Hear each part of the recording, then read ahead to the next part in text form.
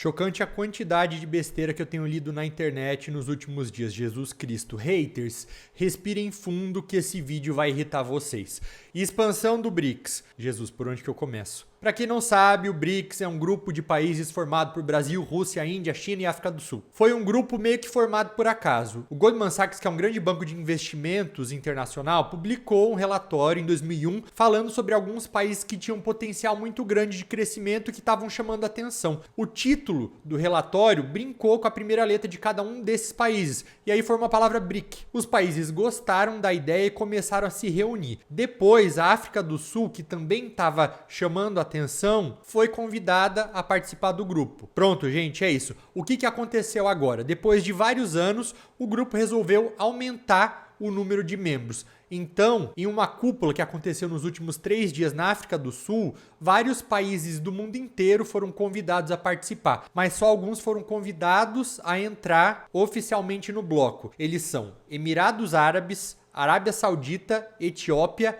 Irã, Argentina e Egito. Aí isso foi o suficiente para começar a quebrar a internet, né? Fanáticos de todas as pontas do espectro político tentando argumentar. Foi até engraçado. Um lado que apoiou o golpe de Estado, intervenção militar em janeiro, aproveitou do acontecido para, de maneira muito hipócrita, condenar as ditaduras que entraram nos BRICS e atacar o governo brasileiro. E na outra ponta, pessoas super progressistas, super defensoras dos direitos humanos, passando pano para ditaduras no mundo afora, só para poder justificar a entrada desses países no bloco com os argumentos super superficiais de que o Ocidente também apoia ditaduras. Gente, é o que eu já falei há alguns meses. Que bom que se finalmente nós voltamos a discutir política externa no Brasil, por outro lado, nós estamos discutindo política externa no Brasil. Bom, como que eu vejo tudo isso? Primeiro, é que é completamente legítima a vontade dos países do mundo de se unirem para tentar questionar a ordem mundial, criar instituições mais representativas,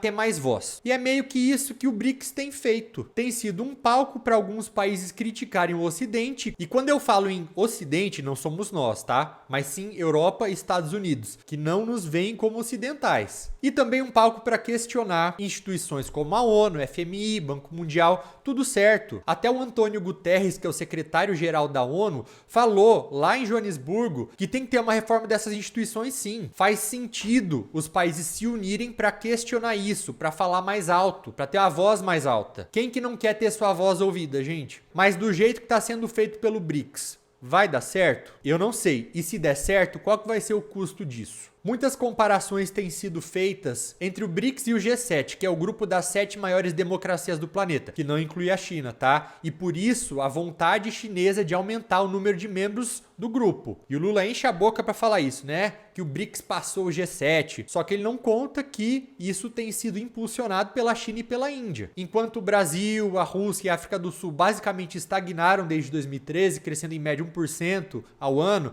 a China e a Índia cresceram em média 6%, ou seja, carregaram a gente nas costas. Em 2001, a China representava 47% da economia do BRICS. Ou seja, lá atrás ela já era quase metade. Hoje ela é 70%.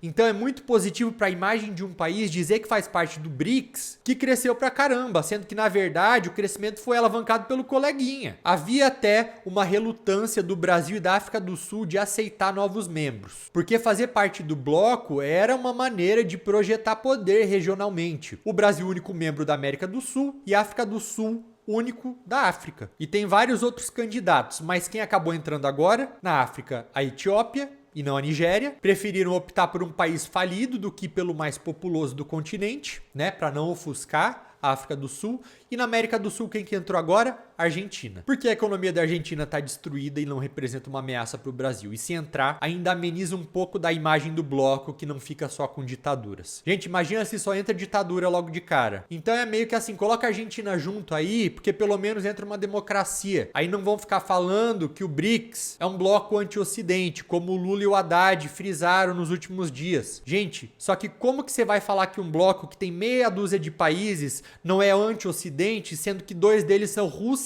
E China, pelo amor de Deus. Você pode até defender o BRICS, mas negar isso é negar a realidade. É a mesma coisa que achar que cloroquina trata Covid. E tem mais, na minha visão não tem problema nenhum o bloco se opor ao G7. O G7, gente, ele tá longe de ser Deus. O problema é se opor ao G7 em um momento no qual o G7 virou claramente um bloco de oposição à invasão russa na Ucrânia. Na reunião do G7 lá em Hiroshima, qual que foi o grande tema? Guerra na Ucrânia. O Zelensky foi pra lá, lembra? Que o Lula também foi, aí não se levantou pra cumprimentar o Zelensky porque tava treinando o discurso. Então, ser contra o G7 no atual momento é basicamente passar pano pra Rússia. Em relação à China, a dona do BRICS, que a palavra é essa, e não adianta o Lula chegar lá em Joanesburgo do lado da Dilma, que é a atual presidente do Banco dos BRICS, em uma presidência que é rotativa, achando que ele é o dono da chave do cofre do banco. Porque não é. Enfim, em relação à China, há uma crescente tensão entre Ocidente e China. China está triplicando até 2035 o número de armas nucleares, gente. Fazendo constantemente exercícios militares ali perto de Taiwan para poder mostrar poder. Então, assim, tem tensão sim. Eu não acho jamais que a gente não tem que se aproximar da China,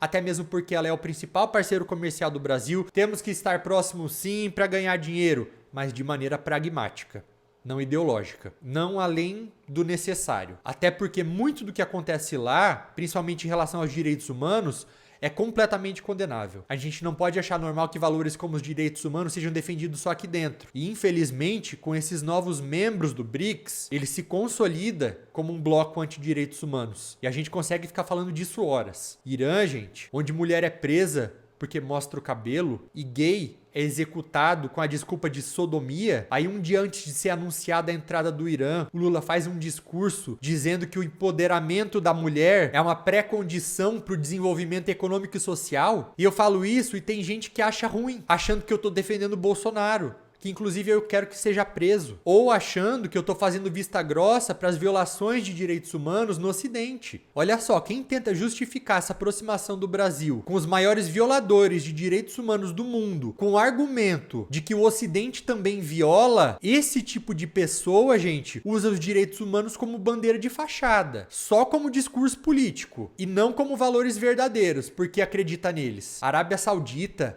Emirados Árabes, Etiópia, China, Irã, Rússia, pra gente ter que ouvir um discurso do Putin, um criminoso de guerra procurado pelo Tribunal Penal Internacional, que não pôde ir pra África do Sul pra não ser preso, teve que entrar por vídeo, e entrou culpando o Ocidente por uma guerra que partiu dele. Isso é surreal. O G7 não é santo, mas se a gente olha pros dados, e aí não sou eu falando coisas da minha cabeça, olha isso, fui lá no site da Freedom House, que mede como tá a liberdade e a democracia e pontua cada país com uma nota de 0 a 100. Alguns países do G7. Estados Unidos, 83 pontos. País livre. Canadá, 98 pontos. País livre. França, 89 pontos. Itália, 90 pontos. Aí você começa a olhar para os países do BRICS. Brasil, para você ter uma ideia, tem aqui, ó, 64 pontos. Agora, esses outros. Etiópia, 21 pontos. Egito, 18 pontos. Emirados Árabes, 18 pontos. Irã, 12 pontos. China, 9 pontos. Arábia Saudita, 8 pontos. Rússia, 2 pontos. Gente, o que muita gente deve pensar é o seguinte: já que o custo moral e para a democracia é tão grande em fazer parte desse bloco, os direitos humanos nem se fala então, né? A gente precisa ganhar de outra forma, economicamente. Eu tenho só uma coisa a dizer: tomara que pelo menos isso. Até porque é muito difícil medir quais foram os resultados concretos do BRICS até agora. É mais falar do que fazer. Aí tem sempre um que vem falar: mas tem o novo Banco de Desenvolvimento, o Banco dos BRICS, que vai ser uma alternativa ao Banco Mundial. Será? Esse banco foi criado em 2015 e emprestou até agora 33 bilhões de dólares para quase 100 projetos. E isso é só um terço do que o Banco Mundial emprestou só no ano de 2021. Então, assim, desculpa, mas não dá para competir. Então, para eu terminar meu podcast, que isso não foi nem um vídeo, foi um podcast gigante, você pode até concordar com esse questionamento do governo brasileiro em relação ao sistema internacional, a atual configuração dele. Você pode, por N motivos, aceitar que o Brasil se aproxime desses regimes autoritários. Agora, o que você não pode fazer é aceitar tudo isso minimizando as violações de direitos humanos ou a inexistência da democracia nesses lugares. Porque se você fizer isso, aí a nossa própria democracia também está em risco.